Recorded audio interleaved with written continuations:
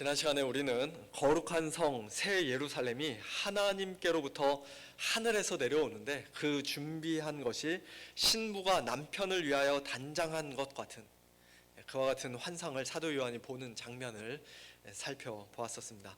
오늘 본문은 그 신부가 남편을 위하여 단장한 것 같다라는 것이 구체적으로 어떻게 단장한 것인지, 얼마나 아름답고 영광스럽게 신부가 준비하고 단장을 했는지 사도 요한이 또 다른 환상을 보며 굉장히 자세하고 구체적으로 묘사하는 말씀이라고 할 수 있습니다. 9절에서 사도 요한은 7 대접 심판을 수행했던 7 천사 중 하나에게 이런 이야기를 듣습니다. 이리 오라, 내가 신부 곧 어린 양의 아내를 네게 보이리라. 그런데 10절에서 사도 요한이 성령으로 크고 높은 산에 이끌려 올라가 실제로 보았던 것은 예쁘게 화장하고 하얀 웨딩드레스를 입은 아름다운 신부가 아니라 하나님께로부터 하늘에서 내려오는 거룩한 성 예루살렘, 즉 새 예루살렘 성이었습니다. 이 말씀을 통해 우리가 알 수 있는 것은 어린 양의 신부요 아내가 곧 새 예루살렘 성이며 하늘에서 내려오는 그 새 예루살렘 성은 장차 마지막 날에 완성될 교회, 가장 아름답고 영광스러운 교회라는 사실입니다. 이것은 사실 요한계시록 17장에서 사도 요한이 이미 보았던 또 다른 환상과 완전히 대조를 이루는 장면인데요. 요한계시록 17장 1절에서 사도 요한은 7 대접을 가진 천사 중 하나에게 이런 말을 듣습니다. 이리로 오라, 많은 물 위에 앉은 큰 음녀가 받을 심판을 내게 보이리라. 그 말을 들은 사도 요한이 곧 성령으로 이끌려 광야로 가서 보았던 음녀의 여러 이름 중에 하나는 큰 바벨론이며 그 여자는 땅의 왕들을 다스리는 큰 성이라고 말씀합니다.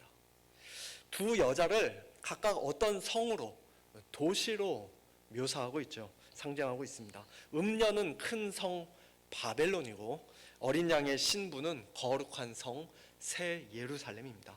그러나 그 두 여자의 마지막 운명은 180도 서로 완전히 정반대입니다.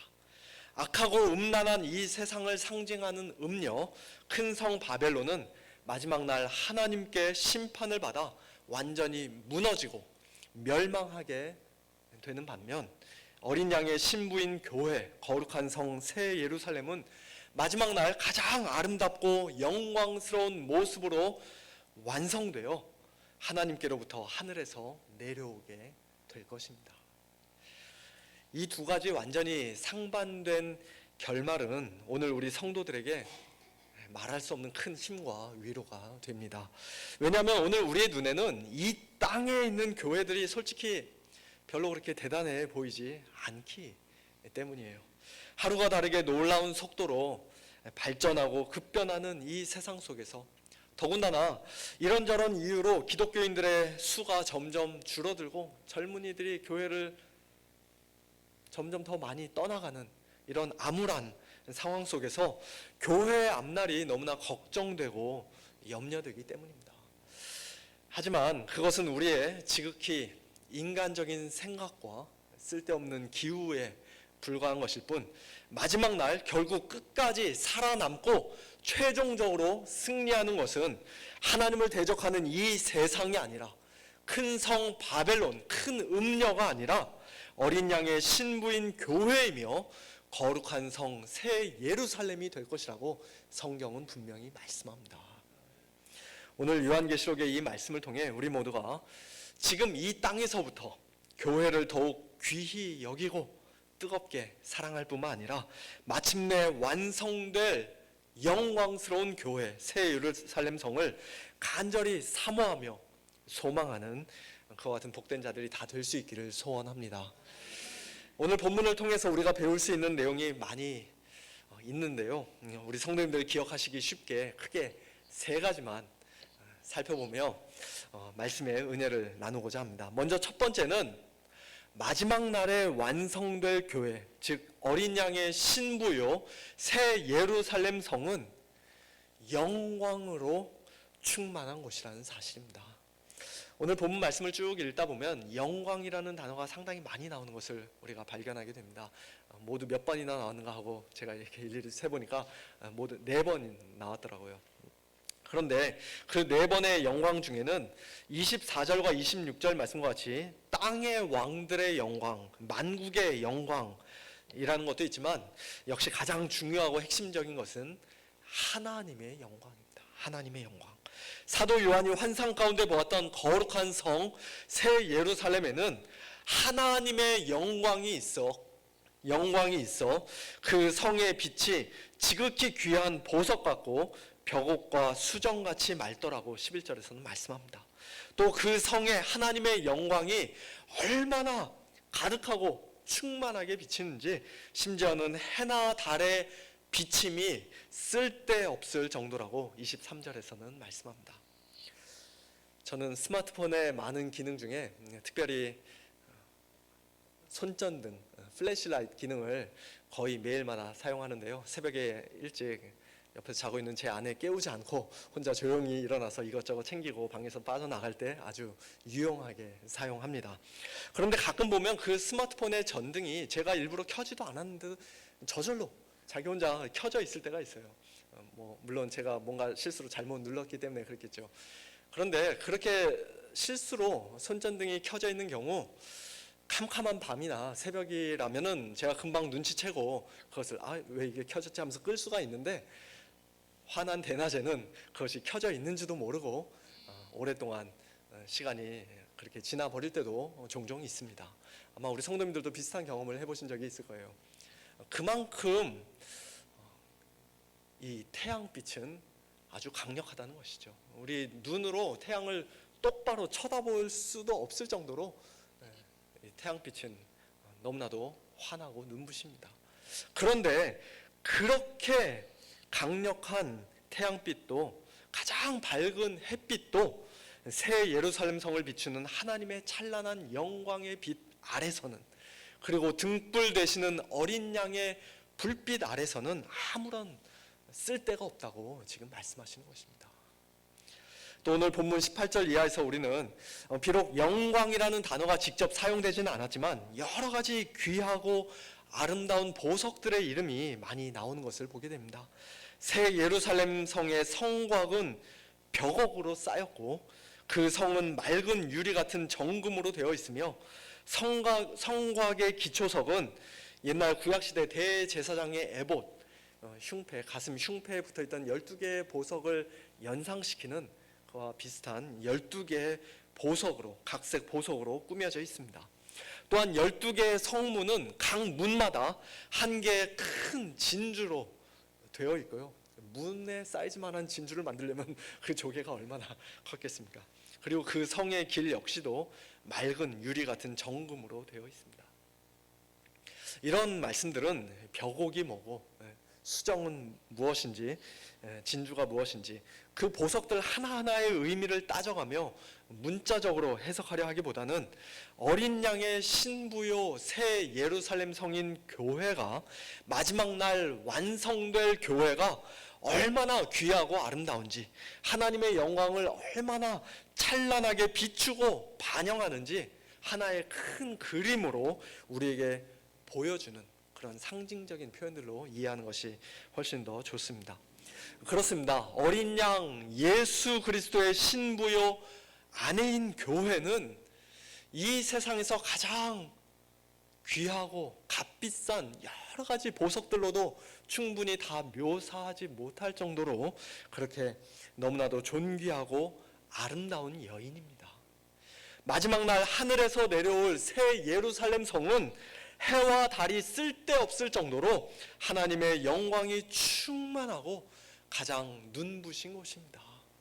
우리가 비록 지금 이 땅에서는 장차 새 예루살렘 성을 가득 채울 그 하나님의 찬란한 영광과 또 어린 양의 신부인 교회의 진정한 아름다움을 온전히 다 보지 못하는 것이 사실입니다만, 그러나 장차 그렇게 될 것을 분명히 믿고 소망하는 가운데 지금 이 땅에 있는 아직 연약한 교회들을, 특별히 우리 서문교회를 더욱더 귀하게 여기고 또 뜨겁게 사랑하는 우리 모두가 다 될 수 있기를 예수님의 이름으로 축원합니다. 두 번째로 새 예루살렘 성은 가장 안전한 곳입니다. 마지막 날 새 하늘과 새 땅에는 성도들을 핍박하고 교회를 박해하던 복음의 원수들이 더 이상 존재하지 않습니다. 에덴 동산에 몰래 들어와서 첫사람 아담 그리고 하와를 유혹했던, 범죄하게 만들었던 옛뱀 사탄 마귀가 그 새 예루살렘 성에는 이미 더 이상 있지 않습니다. 이미 불못에 던져졌기 때문에 마귀가 새 예루살렘 성으로 다시 몰래 침범해 들어올 수가 없습니다.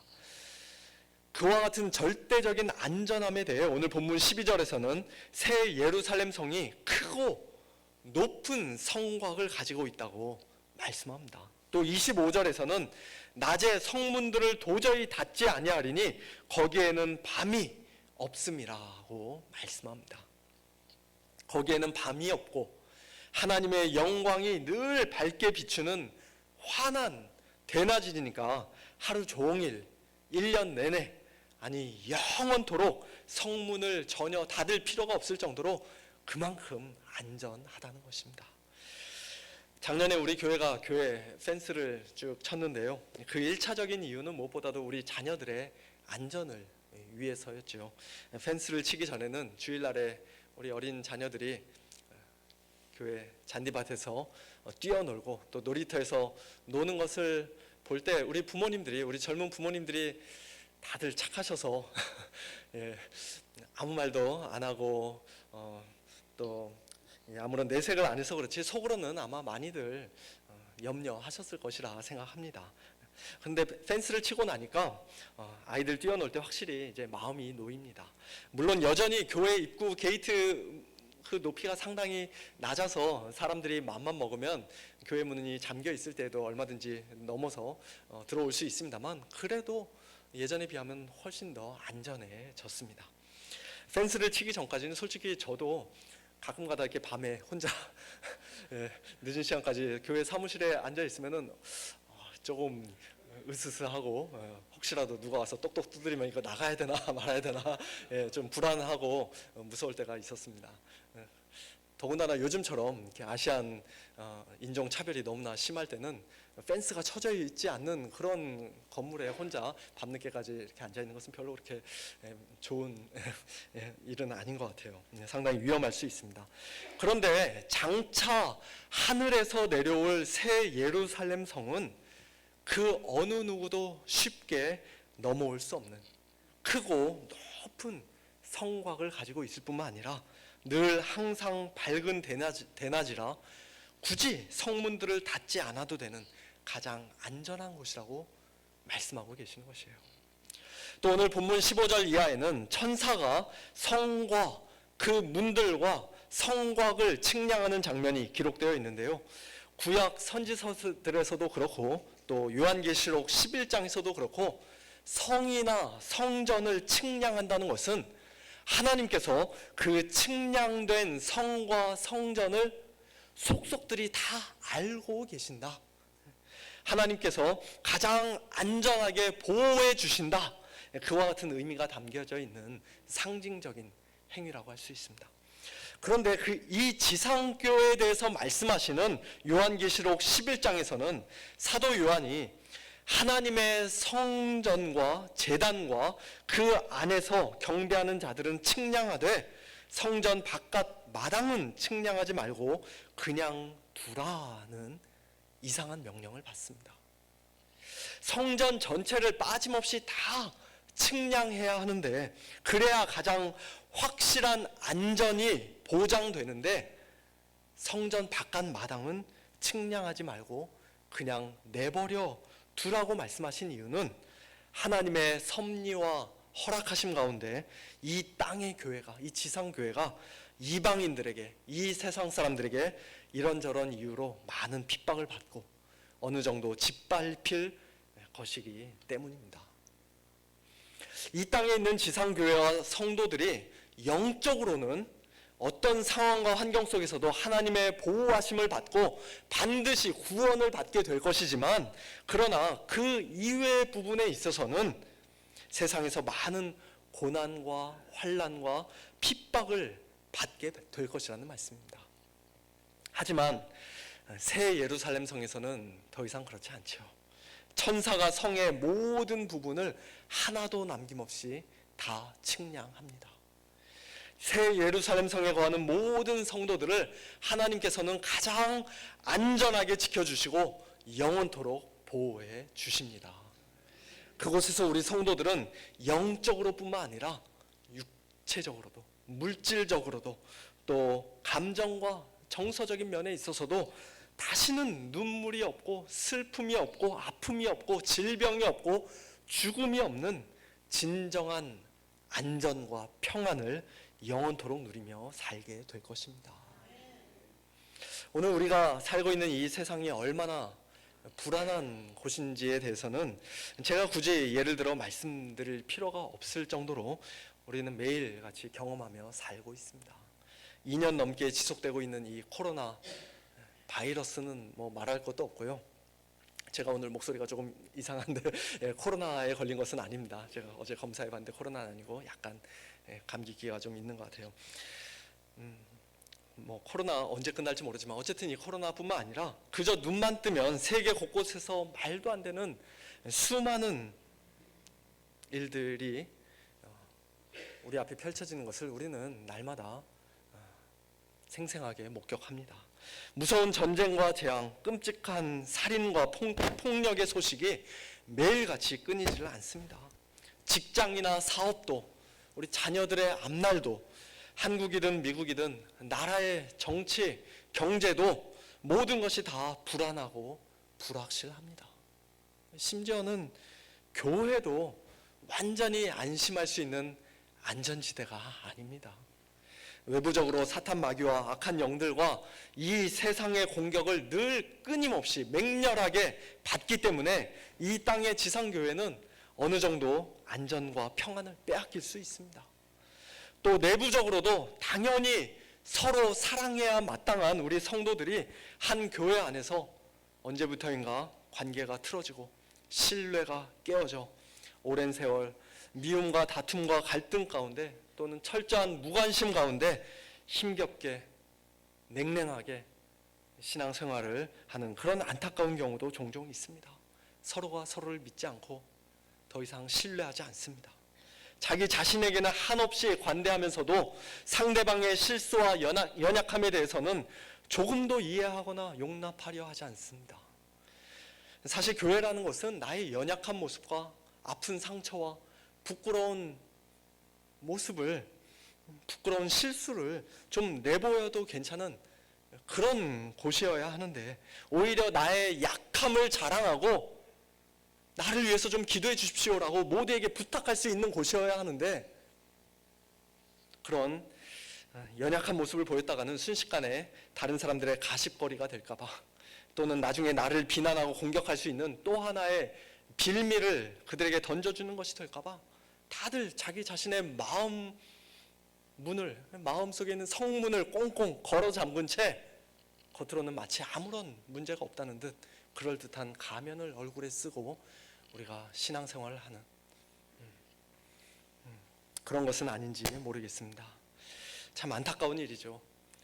이 땅에서부터 우리가 그런 위선의 가면을 다 벗어던지고 주님 안에서, 사랑 안에서 안전과 평안과 기쁨이 넘치는 신앙생활을 해야 우리 개인적으로도 신앙이 점점 더 성장할 수 있고 또 우리 교회도 전체적으로 볼 때 더욱더 지금보다 더 건강하고 성숙한 교회로 성장할 수가 있는 것입니다. 하지만 그와 같은 안전과 평안은 저와 여러분이 결국 궁극적으로 장차 새 예루살렘 성에서 가장 완전하게, 가장 풍성하게 누릴 수 있을 것입니다. 그곳에는 우리에게 물리적으로 해를 가하는 사람이나 어떤 재앙이나 악한 세력도 없을 뿐더러 뒤에서 우리를 욕하고 험담하는 사람, 우리를 미워하고 비방하는 사람도 없을 것입니다. 그 완전한 평화와 안전이 가득한 새 예루살렘 성을 간절히 사모하는 가운데 오늘 우리 교회 안에서도 비록 다 연약하고 허물 많은 죄인들이 모여 있지만 서로가 서로를 더욱더 진실하게 사랑하고 또 너그럽게 용납하고 용서해주는 우리 모두가 다 될 수 있기를 예수님의 이름으로 축원합니다.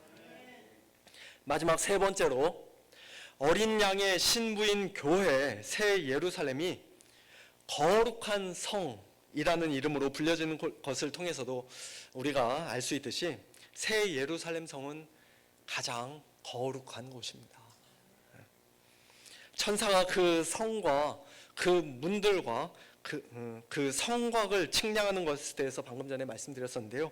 오늘 본문 16절을 보니까 그 성은 네모가 반듯하여 길이와 너비가 같은데 길이와 너비뿐만 아니라 심지어는 높이까지도 다 각각 12,000 스타디온이라고 말씀합니다.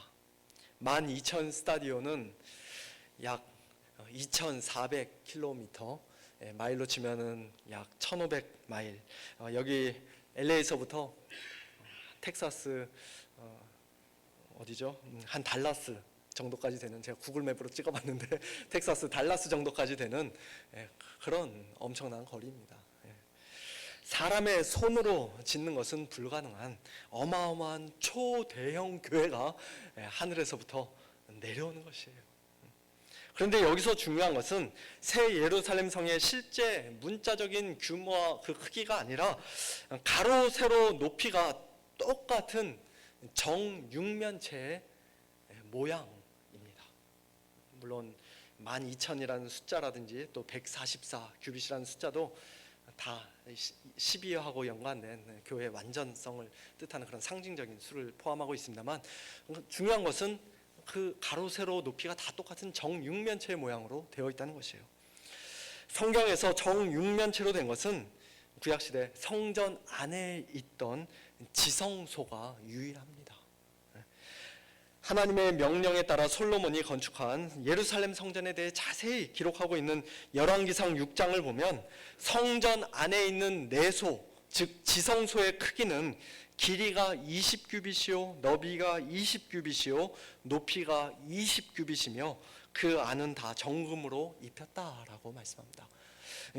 한 규빗은 어른의 팔꿈치에서부터 손끝까지의 길이인데요. 20규빗이면은 한 9m, 10m 정도 될 것 같습니다. 그러니까 가로 세로 높이가 똑같이 다 약 한 10m 정도 되는 그런 정육면체의 작은 방이 이제 성전 안에 있는 지성소, 하나님의 언약궤가 놓여 있고 하나님의 충만한 임재가 있는 그 지성소였습니다. 그런데 그 조그마한 지성소를 각각 12,000 스타디온이나 되는 LA에서부터 달라스까지 이르는 그 어마어마한 거리로 가로 세로 높이 큰 새 예루살렘 성이 지금 하늘에서 내려오고 있는 것이에요.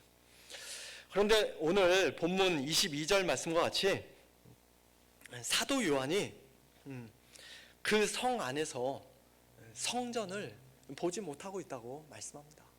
그런데 어떻게 보면 너무나 당연한 일이죠. 그 성 전체가 다 지성소인데 또 다른 성전 건물이 왜 필요하겠습니까? 이미 성전, 그 모든 것이 다 성전입니다. 그리고 어떤 건물로서의 성전이 그 안에 또 있어야 하는 것이 아니라 그 성 전체를, 거룩한 지성소를 가득 채우고 있는 주 하나님, 곧 전능하신 이와 또 어린 양이 그 성전이 되신다라고 오늘 본문에서는 말씀합니다. 하나님의 임재를 상징적으로 보여주었던 언약궤가 새 예루살렘 성에는 더 이상 이제 존재하지 않습니다. 하나님께서 친히 거기에 실제로 거하시기 때문입니다. 1년에 한 번 대제사장이 희생 제물의 피를 가지고 들어가 속죄소 위에다가 그 피를 뿌리는 그런 의식도 이제 더 이상 행할 필요가 없습니다. 소위 말하는 제3성전을 이스라엘 땅에다가 또 지어야 하는 것도 아닙니다.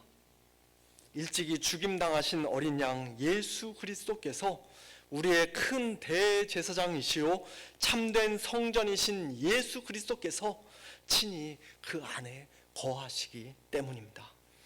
새 예루살렘 성이 거룩한 성이라고 불리는 이유는 무엇보다도 이와 같은 하나님과 어린 양의 임재 때문입니다. 크고 웅장한 건물 자체가 또는 금은 보석이 그 성을 거룩하게 만드는 것이 아니라 거룩하신 하나님께서 어린 양 예수 그리스도께서 영광 가운데 충만하게 거하시기 때문에 거룩한 성이라고 불리는 것입니다. 그리고 그 성에 하나님과 함께 영원토록 거하는 자들이 모두 다 거룩한 자들이기 때문에 또한 거룩한 성이라고 불리는 것입니다. 오늘 본문 27절에서는 무엇이든지 속된 것이나 가증한 일 또는 거짓말하는 자는 결코 그리로 들어가지 못하되 오직 어린 양의 생명책에 기록된 자들만 들어가리라고 말씀합니다. 창세전에 하나님의 택하심을 받고 어린 양의 생명책에 기록된 자들만, 이 땅에 사는 동안 예수님을 참되게 믿고 그 옷을 어린 양의 피로 깨끗이 씻은 자들만, 즉 거룩한 성도들만 마지막 날 이 거룩한 성 새 예루살렘에 들어갈 수가 있습니다. 오늘 이 땅의 지상교회도 마찬가지입니다. 교회 건물 자체가 교회를 거룩하게 만드는 것이 아니에요. 교회는 건물이 아니기 때문입니다. 우리 동네 어느 카페는 월요일부터 토요일까지 일주일 내내 사람들에게 음식 팔고 음료수 팔다가 주일에는 문을 닫고 그 안에서 성도들이 함께 모여 예배를 드린다고 하는데요. 그분들은 예배당으로 따로 구별된 건물을 가지고 있는 우리보다 거룩하지 않은 장소에서 예배 드리는 것입니까? 그분들의 예배를 하나님께서는 별로 그렇게 기쁘게 받지 않으시겠습니까? 그렇지 않습니다. 당연히 그렇지 않죠. 우리 교회 본당에 깔아놓은 카펫이나 긴 의자나 성가대석이나 여기 앞에 있는 강대상이나, 우리 교회는 십자가 상이 없습니다만 혹시 뭐 십자가가 걸려 있다 할지라도 그런 것들이 교회를 거룩하게 만드는 것이 아닙니다. 교회가 거룩한 이유는 무엇보다도 이곳에 하나님께서 임재하시기 때문입니다. 단순히 교회 건물이나 어떤 장소로서의 이곳이 아니라 우리가 함께 모여 예배드리는 이곳, 즉 우리 거룩한 성도들의 모임 그 자체가 바로 거룩한 교회요, 하나님의 성전입니다. 제가 이런 말씀을 드린다고 해서 오해하지는 마시기 바랍니다. 저는 교회 건물이 전혀 필요 없고 아무 쓸데없다고 말씀드리는 것이 아닙니다. 예배드릴 수 있는 장소 필요하죠. 중요합니다. 어제도 우리 두 분의 장로님께서 교회 조립식 건물 공사를 위해 저 앞에 거의 하루 종일 너무 수고 많이 해주셨는데요. 얼마나 감사한지 모르겠습니다. 그 수고와 헌신을 하나님께서 분명 기쁘게 받아주신 줄로 저는 믿습니다. 하지만 우리는 주객을 전도하는 실수를 범해서는 안 됩니다. 우리가 좀 더 경건한 마음으로 예배에 집중할 수 있도록, 또 너무 불편하지 않게 일정한 장소에서 안정적으로 모일 수 있도록, 그리고 우리 어린 자녀들에게 효과적으로 신앙 교육을 시킬 수 있도록 우리가 때로는 교회 건물을 구입하기도 하고 예쁘게 꾸미기도 하고 또 열심히 수리하고 보수하기도 하는 것이지, 교회 건물 자체를, 이 본당 자체를 본질적으로 거룩하다 생각하며 신성시해서는 안 됩니다. 교회 건물이든 카페 건물이든 사무실이든 야외 공원이든 개인 집이든 거룩한 성도로 부르심을 받은 우리 성도들이 함께 모여 예배드리는 그곳, 하나님과 어린 양이 영광 가운데 임재하시는 바로 그곳이 곧 거룩한 교회요, 성전인 줄로 믿으시기 바랍니다.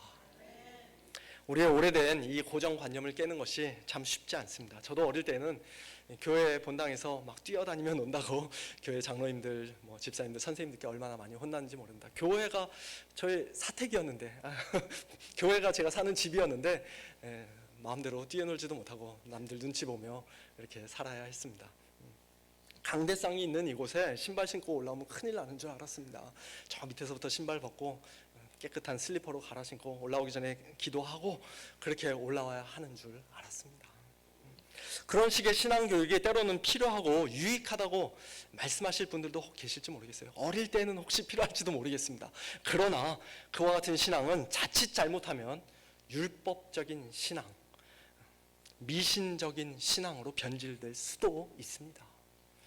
성경이 말씀하시는 참된 거룩에 대해 왜곡된 개념을 가지게 돼요. 그와 같은 것들을 열심히 지키면 지킬수록 이상하게 사람이 점점 더 바리새인처럼 변해갑니다. 거룩하신 하나님께서 우리의 예배 가운데 과연 함께 하시는가?